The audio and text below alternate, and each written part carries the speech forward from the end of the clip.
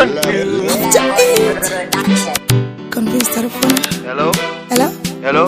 Hello? Ndenda fara ewandiigironde nyara ndatodaira inondipinza mupawa. You are my heart desire. ndanga ndichiri lonely kupapaya ndanga ndichiri kungokugaya Padike foni wachaya. Ndachiona kuti haudi kundondishaya. ndichinge ndatadza kukuona ndofona ndonzwa izwi rako paunoti I love you. ndonzwa izwi rako Ndichinge ndatadza kukuona fona ndinzwe izwi rako. Paunoti I wanna kiss you. Ndonzwa izwi rako. ndinotadza kuzvidzora pandinonzwa voisi rako muviri wangu unotanga kutonhora Moyo wangu unoita wekuboka ita wekutora.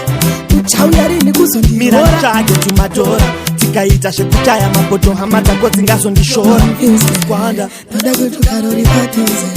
Saka ndati fona mbiu. ndichinge ndatadza kukuona ndofona ndonzwa izwi rako paunoti I love you.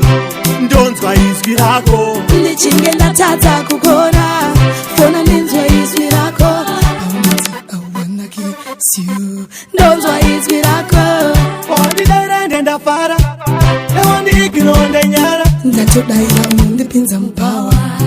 You are my heart desire. ndanga ndichiri lonely kupapaya ndanga ndichiri kungokugaya Padike foni wachaya. Ndachiona kuti haudi kundondishaya. ndichinge ndatadza kukuona ndofona ndonzwa izwi rako paunoti I love you. ndonzwa izwi rako Ndichinge ndatadza kukuona fona ndinzwe izwi rako. Paunoti I wanna kiss you. Ndonzwa izwi rako. ndichinge ndatadza kukuona ndofona ndonzwa izwi rako paunoti I love you. ndonzwa izwi rako Ndichinge ndatadza kukuona fona ndinzwe izwi rako. Paunoti I wanna kiss you. Ndonzwa izwi rako.